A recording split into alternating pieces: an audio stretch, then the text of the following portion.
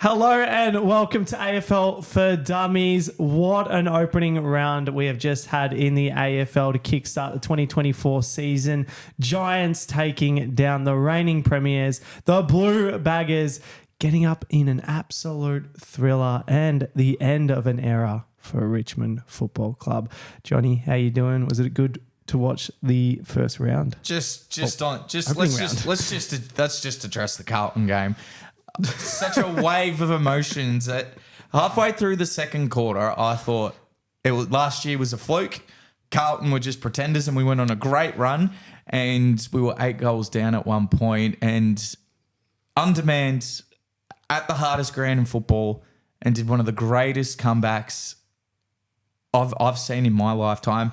And how fitting was it to have big Harry Mackay kicking the winner with all. Did you say Mackay? Harry Mackay. Mackay. It doesn't matter. Mackay kicks the winning goal. All the pressure. Bang. After all the shit he's copped, It was beautiful. Yeah, it was a good game. I was shocked. And I think it really proved that Carlton really had a lot of maturity leading into the end of that game too. I think everyone, out of round 0 and I think round 1, there will be some teams that have tired legs. Speaking on that, round 0, what were your thoughts being at Interstate? It was very weird. It didn't feel like we started footy. I mean, for you, obviously, you're a Carlton supporter. I'm a Don, so I didn't really... Obviously, we watch it because we actually love footy, but it didn't... you didn't have this quite the same enthusiasm as what you would for your Thursday game. Still feels like the kickoffs on Thursday night with Richmond and Carlton. Yeah. It does feel like, we had our first... it was sort of like the end of the preseason, but if you watch those games, they're actually pretty good contests. But yeah, I can't wait till we go back to my biggest problem with it wasn't actually that there was no Melbourne games. There was no games on Sunday. That just didn't make sense to me. No, I miss the fact that I know it's not just the Victorian Football League. I know it's the Australian Football League. It is good when you have the G pumping. Sure. When you have, everyone's getting in. You can go down to the pub, everyone's watching the footy. It was just very different. Now, that did not stop the amount of upsets and just great games that those 4 did produce. So let's jump in.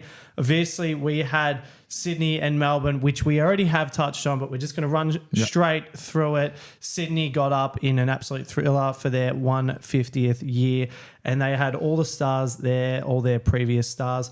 Now, it was great to see their team just had a well-rounded game. Melbourne really looked a lot flatter. They've been copping a bit of stuff in the media as well. I think they've had a lot of off-season pressure, and it was just unfortunate they couldn't go up. I tipped Melbourne for that game. It was unfortunate they just couldn't get the job done. So we've already skimmed onto that one. We're going to jump straight into the Brisbane Carlton game, which I know, Johnny, you have been talking the last few days about wanting to review this. So finally, here's your time. Well, go for it. It's, again, it is completely... What I'm going to explain in the first quarter to what it was in the last quarter was very different. We didn't rock up. Just as simple as that. We just did not rock up at all. We were like witches' hats. We couldn't stick a tackle. We lost all the ground ball gets. We were doing okay in the contested ball, but we just did not look like it. Coleman was absolutely destroying us off halfback like he did in the prelim. He set up 2 goals. It was till the second quarter when Patrick Cripps, against the flow of play, just sort of dug his heels in, and we just chipped away in that second quarter. Yeah. And then every contest, it seems like, was just for us. Charlie Curnow's third quarter, kicking 3 goals, he's making a case that he's the best one-on-one player in the competition. Whether it's in the air, when it hits the ground, he looks even more dangerous. And we're just winning every single 50-50. It was coming for us. How did it feel having Mackay and Curnow? Mackay coming out, kicking his bag of 3, and Curnow just doing what he usually does and kicks his 4. It must be a pretty good position, and you must feel good as a Blues supporter. Well, Curnow also had a lot of pressure from his finals, because he only kicked 1 goal in each game. But he was absolutely enormous. He kicked 2 goals really to start that third quarter, and you could see his emotion, how much it means to him, and it just really kick-started us. And we were just on, and it was sad that we lost Doherty so early, but We had Carroll come in as a young guy, 10 touches, kicked a goal, really fired us up. Zach Williams, after a long stint of injury, he was hitting targets after a couple of misses, and we just looked strong. And remember, going into that, Wiedering, Marchbank out. We got Martin and Motlop, so our small forward lines are gone. Walsh. And then we got, I keep forgetting Walsh. Sam Walsh. Your best our best player in the final series. Yeah. So to match it against Brisbane, who were in super form, we were just too good. It got to that stage where we hit the front where it was neck and neck for the last quarter. Yeah. Joe Danaher really stepped up, took a couple of big grabs. Archie took a massive grab on the wing. And it was just a nail biting. Mackay gets the ball, does a grubby little snap, and you're like, oh no. And then he gets the mark. All the pressure was on him. He goes back and slots it. Now, I know Carlton supporters, and not Carlton supporters, saying get rid of him and whatnot. I've been saying it. In 2020, 2021, he was kicking at over 55, 60%. That can come back. It was just down on confidence. When we were struggling last year, his effort was second to none. He was leading contested marks, which means his effort in there. This must be massive for him. Well, and not only that, you guys took it to a team. I mean, they had every opportunity. They kicked 12 goals, 13. Then realistically, I think at one stage they had 6 points in a row. I think Brisbane had the opportunity to really come back and make those goals count. Charlie Cameron missed some really easy goals that normally he would always kick. There was some really good players, obviously, the maturity of that squad. They're going to be there in September and they're going to go deep. It's the same with Carlton. Was it a fluke? We were on the prediction. We were talking about that. I know it's very, very early, round one, but to go up and beat a team that hasn't, out of the last 60 games they've played at the Gabba, Brisbane had won 52. To go up there, and last year they didn't lose one of them of their 12 games. So to go up there and beat them in the opening round at their home ground after losing to them shows Carlton really had that maturity, and it showed towards the end of the game when Brisbane really slowed down the pace. You guys came through and it was a back and forth, up and down. So let's run through the stats very quickly on that one. So obviously you had Curnow with 4 goals, Mackay with 3, Carroll, the young Jet, he kicked the 1 goal. I think there was a full list of ones, but I just can't add them all in, guys. You had Hewitt, who was the leading possession getter, 27. Chera. It's like with a H in there. With 25. Cripps with 23. He's such a good captain for you guys. Cripps set the tone. I thought he was best on. He really set the tone in that second quarter where everyone was out of position. We weren't winning contests. He was the one who put his head over the ball and really evened it. And we won that quarter by a point. And then he kicks a goal, a true captain's goal in the last quarter to put us in front. He was massive. But what was awesome about, I guess, Carlton was because we had so many players out, we unearthed a lot of players. David Cunningham's run was absolutely amazing. Fogarty had 9 tackles. I thought Fantasia was handy at times coming on. Kennedy Hewitt. Boyd was sensational, I thought, with his run off the back line. But I tell you who played such an important role, and it must be the hardest and most nerve-wracking, I guess, matchup is when you are on Charlie Curnow. Yes. I'm sorry, Charlie Cameron. Charlie Cameron, yeah, I knew who you were talking about. Because what Cameron does is he actually wants the ball to go out the back, so he positions himself to actually not go up for the mark and then run back to goal face because he just beats people with foot speed. He couldn't do that with Sard, and the only mistake he made 2 mistakes, was one, he just got cleaned out mark, and then in the last quarter he beat him with position and he just dropped that little one. Cameron kicks a goal because he's an opportunist. I thought he was very special there. He only kept Cameron to his 2 goals too. Yep. He's just 2 goals. Lincoln McCarthy had his 2. Zorko contributed with his 2.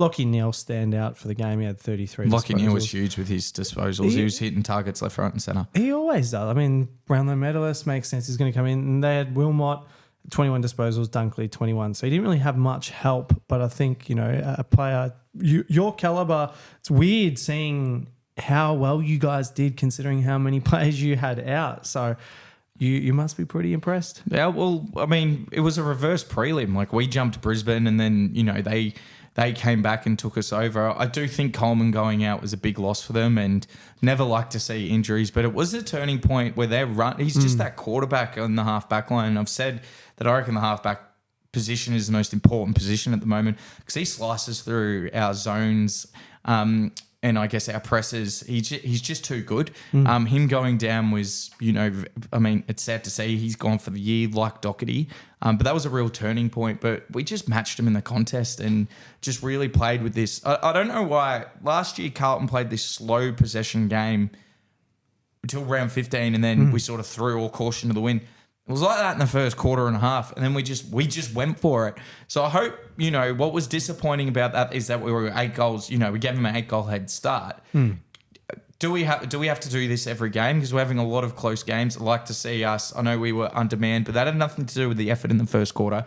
I'd like us to, go into the Richmond game and really start strong and really, take it to them. You've got a good opportunity. You're at the G. Yep. It's a great time to do it. There's going to be a huge crowd there. We've got fantastic. As I said, it was round 0. It's the first time these teams are playing. Their legs would have been, they're not used to that. They're probably not as match fit as what they normally are. Yep. And you give them 2-3 games, I think it'll really show where Carlton are at. I think you guys are going to steamroll Richmond, if I'm being honest. But let's jump into the next game, which we had the Gold Coast Suns and Richmond. Now, what a performance by Gold Coast, Johnny. Coming out. I was just, they did that pretty easily in the end, didn't they? It could have, it looked like it was going to be a 100-point loss at one point. Yeah, well, at the start, 14 goals, 15, 99 doesn't really show the true, scoreline halfway at half time. I think you had 70, it was 74 to 6. Yeah, 74 to 6.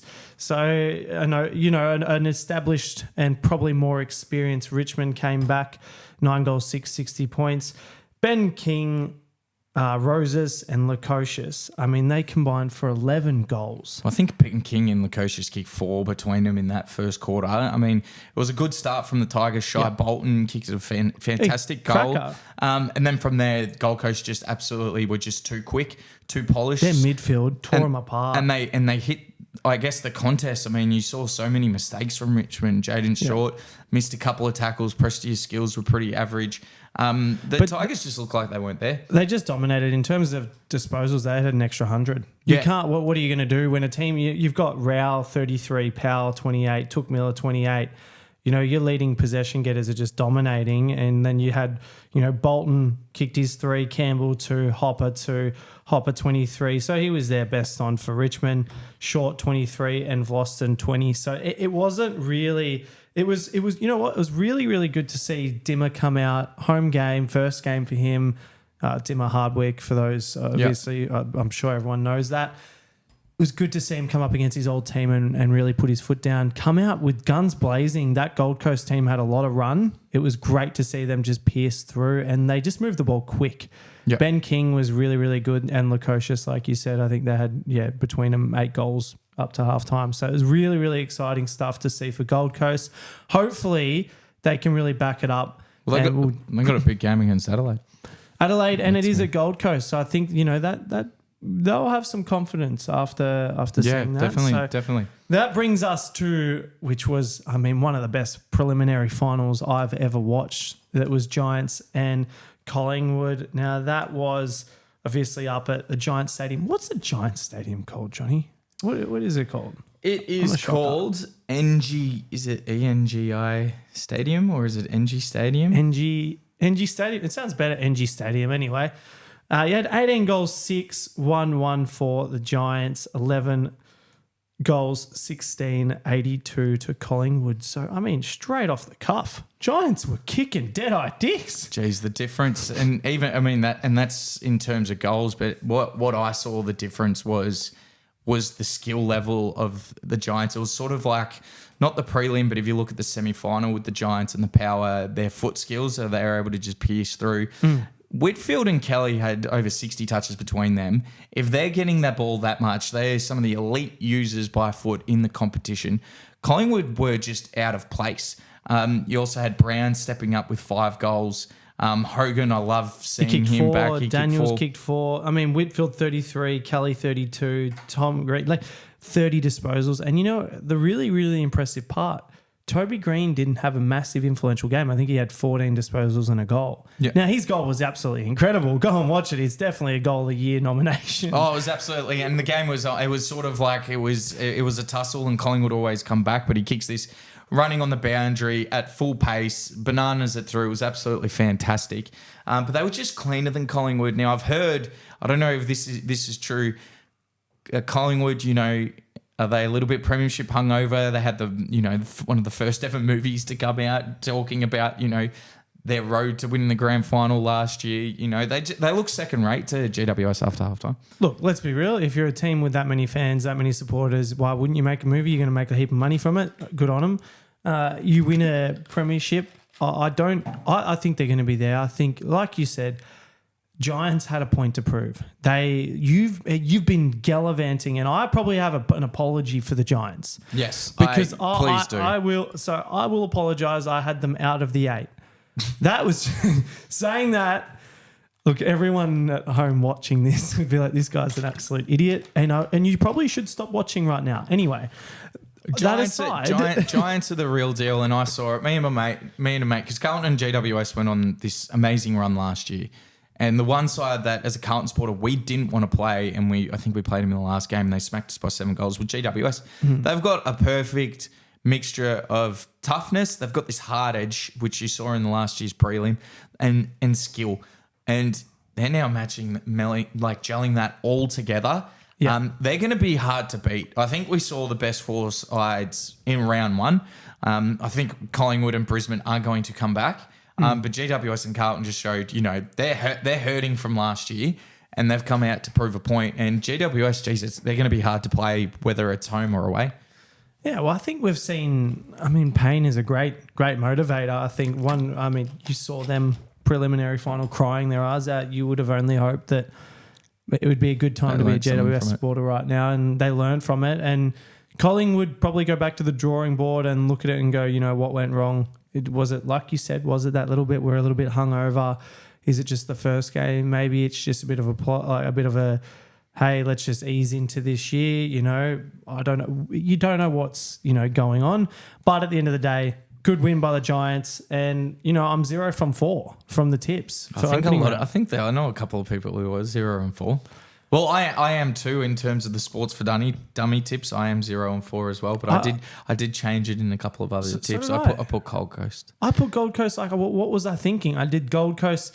Now, I mean, it's really good because I think the first game is always going to be the hardest. I think to tip or to know, and you're seeing how a team's really gone in the off season. But at the end of the day, you're really only telling that after, you know, 5 rounds. I think give them 5 rounds and then we can determine. It's like you look at the ladder right now, it's hilarious because there's only 8 teams and the 8 teams have played. The 8 teams have played are in the 8. That's what he has. So that brings us to, let's jump into that AFL ladder and quickly have a look. So you got Gold Coast on the top. What a life for a Gold Coast supporter. Everyone's been telling me Dynasty top 8. You know, maybe I know you guys know something I don't. Then you got GWS, Sydney, Carlton. Now we're not going to talk about the rest because, well, they all lost. Those top 4 were the ones who won. Obviously, Gold Coast got up by the most. So let's jump into the fixture, Johnny, and go through what round 1 has enticed. I mean, I'm sure you're happy. Your Blue Baggers are going to be coming up against a poor form Richmond. Well, we're going to review these. You know, we'll review tomorrow, Thursday and Friday's game tomorrow. But what we've got Carlton and Richmond. I have heard that Martin Lynch and Nankervis will be back, but you think the Blues get the job done there. Collingwood and Sydney on Friday night. That's going to be a fantastic clash. Now on Saturday, you got Essendon and Hawthorn at the MCG. GWS and North Melbourne in Sydney. Saturday night, Geelong and St Kilda. I reckon that's going to be a fantastic clash. Saturday night, the Suns and Adelaide has become very entertaining, and that is going to be an absolute cracker. And then the Sunday, Melbourne and the Bulldogs at the MCG. Port Adelaide and West Coast and Adelaide, you'd think that'd be easy. And then Fremantle and Brisbane at Perth. I know we gave Fremantle a lot of flack, you know, in our preview. So a bit of pressure on now Brisbane that they've lost that one, but they should come back and win. 100%. Now it brings us to mark of the round. Who did we have for that one? Now, anyone who's watching, you can obviously, the people who are listening, that's great. We actually did upload this video, but got it taken straight down because of a copyright thing. We were playing all the clips and everything, so we can't actually display them. But who do we go on with? There were 2 real contenders. Actually, there were 3. I think if you go on the AFL, they had the 3 contenders all in the same game. They were all in the same Carlton, game, but the Carlton really. It was the 2, and they were all in the same play. It was the Archie who. No, not Archie. Lincoln McCarthy. Lincoln McCarthy, who was surrounded by 3 Carlton players. Brisbane hadn't kicked a goal yet after we went on our run, and he took the mark with 3 Carlton players, around him. He drops that ball, we swoop on it, every chance we go 2 goals in front. And then it ends with Danaher taking a specky and kicking a big goal. Knees on the head. Yeah, he just turns around, smacks it through. It's a tough one. I think, I can see them in the moment, McCarthy's was very important, but I thought, big grab from Danaher, kicks the goal. I thought that was great for momentum. I guess you can't look at it. You can't be biased and look at it for the moment. You got to be biased and look at it for what the mark was. And Danaher definitely. He's on the guy's shoulders. He's got the ball a bit higher up. Lincoln McCarthy's was just really good for the timing and when it happened. That brings us to goal of the round. Now, there was a really funny one in Sydney and Melbourne.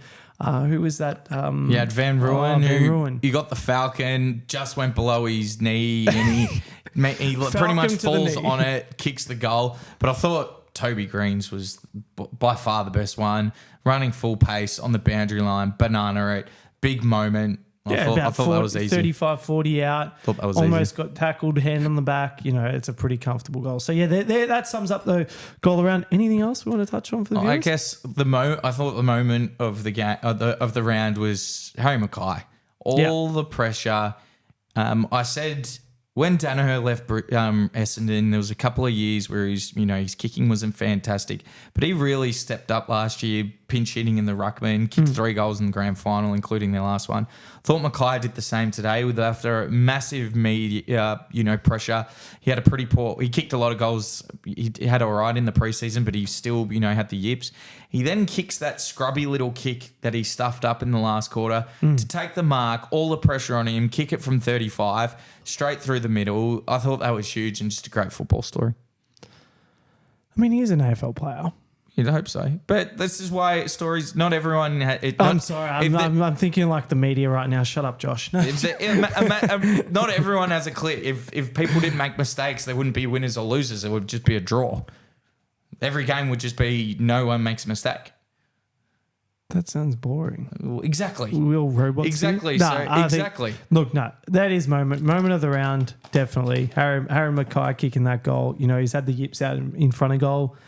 He really took that moment on. So, guys, that wraps everything up. We are going to see you in tomorrow's AFL Round 1 preview. It feels weird saying Round 1, even though we've just previewed anyway. I don't understand. The season's been going for 6 years and we haven't hit Round 1 yet. No, it's weird. We're going to talk through all of the AFL talk that's been going on this week. There has been a lot of stuff. It's been fantastic, which we will touch on, and then we'll do the Carlton Richmond review. Yeah.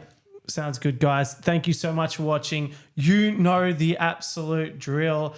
Like, subscribe, and... ring the fucking bell. See you in the next one, guys.